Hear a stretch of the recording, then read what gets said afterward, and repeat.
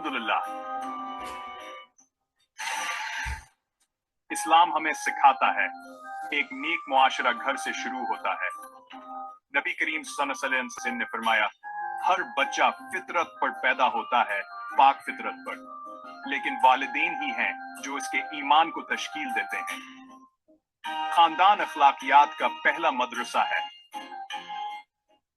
ایک ایسی جگہ جہاں بچے ایمان، احترام اور محبت سیکھتے ہیں۔ ایک مضبوط گھر جنگ کو روکتا ہے، معاشرے کو ٹھیک کرتا ہے اور ذمہ دار شہری پیدا کرتا ہے۔ اسلام مالی ذمہ داری کا بھی حکم دیتا ہے، مرد عورتوں کے نگہبان اور کفیل ہیں۔